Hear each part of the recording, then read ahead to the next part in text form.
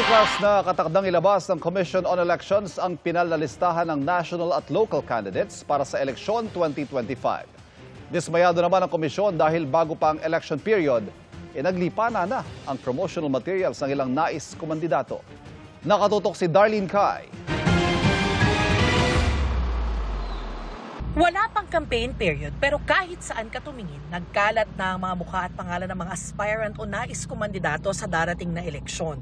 Di raw yan ikinatutuwa ng Commission on Elections. Nalulungkot po ang COMELEC. Would like to express that sapagkat alam po namin, kami po naman ay tatalima sa batas at desisyon ng Korte Suprema.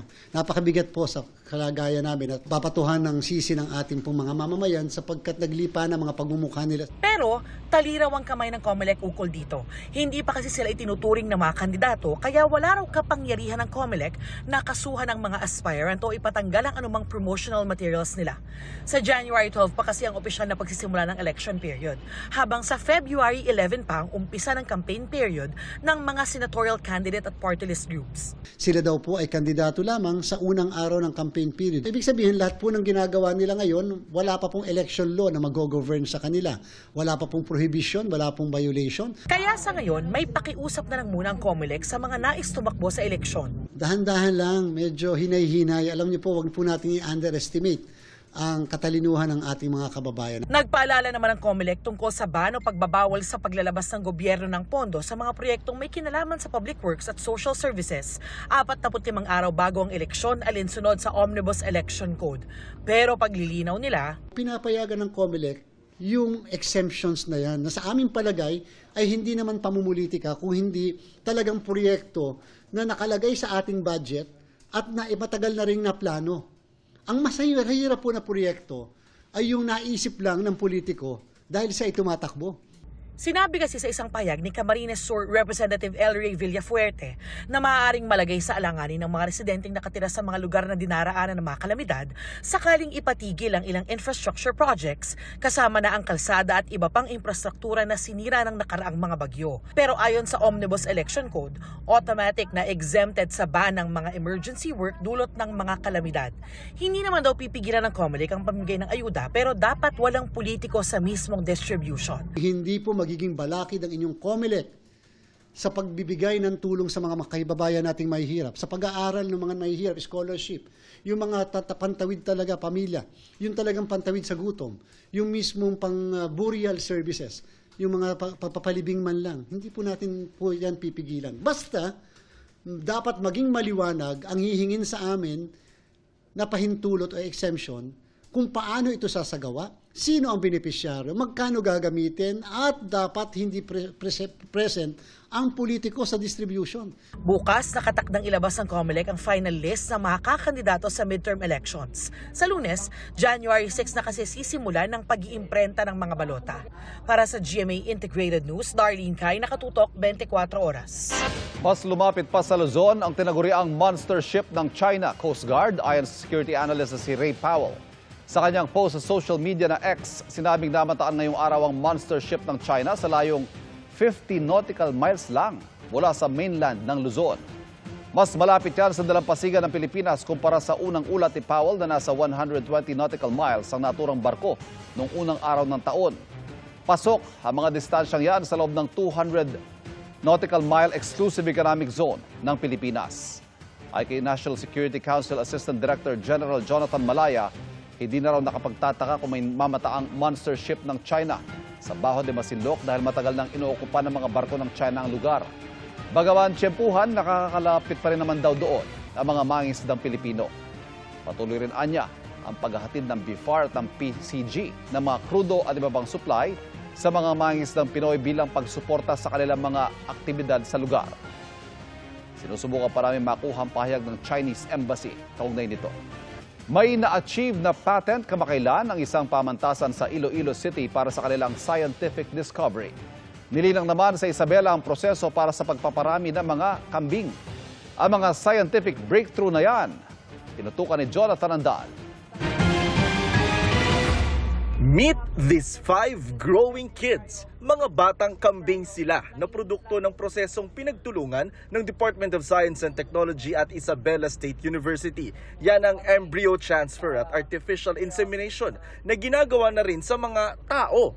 Kinokolekta ang embryo mula sa isang superior na babaeng goat donor at ililipat sa surrogate na siyang magbubuntis. 3 beses nang nakakumpleto ng embryo transfer ang project team at ligtas namang lumaki ang mga kambing. Target ngayon ng DOST na ituro ang embryo transfer sa mga veterinaryo sa Region 2 para mapaunlad ang produksyon ng kambing. Proud moment naman sa isang private university sa Iloilo City ang nakamit na kauna-unahang patent para sa kanilang scientific discovery. Natuklasan ni na Dr. Doralyn Dalisay, Dr. Jonel Saludes at Edna Sabido ng University of San Agustin na pwedeng maging antibiotics ang ilang bakterya sa marine sand o buhangin sa dagat ng Iloilo. Sa bisa ng hawak na patent, sila ang may exclusive rights para i-develop, gawin at ibenta ang naturang antibiotics. Para sa GMA Integrated News, Jonathan Andal, nakatutok, 24 oras. Representation matters. Yan ang hinanga ng ilang miyembro ng deaf community sa 50th Metro Manila Film Fest Best Picture na Green Bones matapos nilang mapanood ito sa black screening. Narito ang aking chika. Nagkaroon ng block screening ang 50th Metro Manila Film Festival Best Picture na Green Bones para sa ilang individual na hirap sa pagdinig. Napahanga ang mga nanood hindi lang sa takbo ng kwento, kundi pati na rin sa representasyon ng deaf community sa award-winning film ng GMA Pictures at GMA Public Affairs.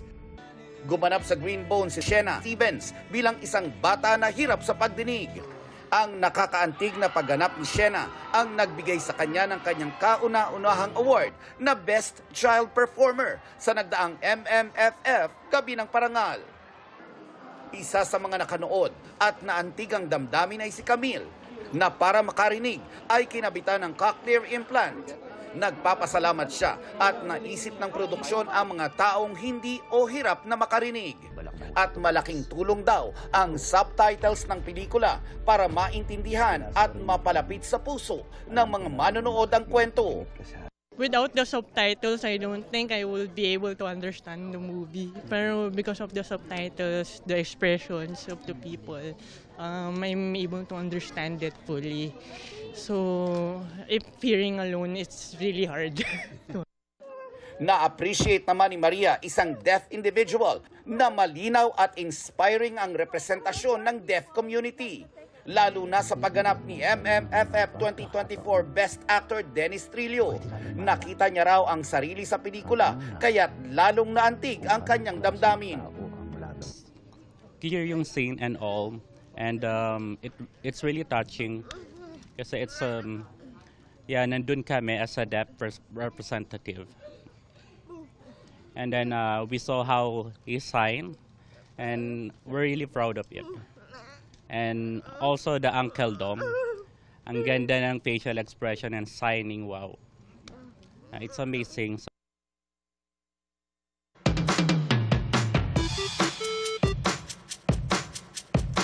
Trending ang handang lechon na magkasintahan sa Bohol dahil sa Jurassic na laki nito. Ano ba okasyon at bakit may pa-jumbo lechon?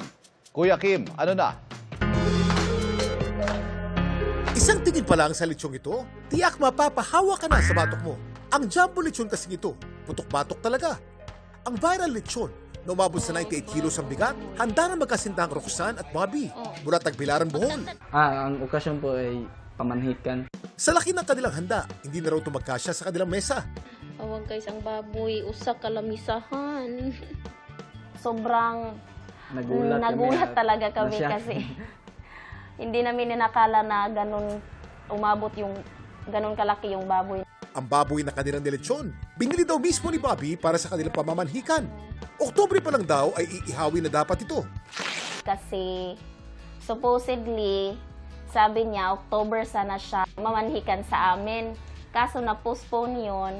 Kaya, umabot ng December, kaya ganun kalaki yung baboy na inalaga namin. Sa laki ng lechon, hindi raw ito naubos ng mga bisita. Simula December 27 hanggang ngayon po, meron pa pong sobra at nasa ref po namin. At ang nagawa po naming ulam noon ay paksiw, pagpiprito. Kuya Kim, bakit napaupulian natin, mga Pinoy, na maghanda ng lechon tuwing may okasyon? Kuya Kim, ano na? Ang paghahanda ng lechon tuwing may okasyon, tira nakadikit na sa ating kultura at sikmura. Ang paghahanda kasi nito, simbolo ng pagdiriwang at kasaganahan. May kamahalan din kasi magpalechon, kaya mas nagiging espesyal ang pagdiriwang kapag ito ang handa. Ang salitang lechon, nanggaling sa Spanish word na leche. Ibig sabihin, milk o gatas. Ang mga nililitsyon kasi noon, mga batang baboy na nagpapasuso o dumedede pa sa kanilang mga ina. Mga Kastila man ang nagpangalan sa lechon. Alam nyo ba na bago pa man tayo sakupin ng mga banyaga, ang pag-ihaw o paglilitsyon ng baboy ay ginagawa na ng ating mga ninuno? Pero alam nyo ba kung anong tinuturing na lechon capital ng Pilipinas? Ito ang La Loma sa Quezon City. Ito po si Kuya Kim na nagpapaalala. Dahan-dahan lang sa pagkain ng lechon para hindi tayo madali ng alta presyon.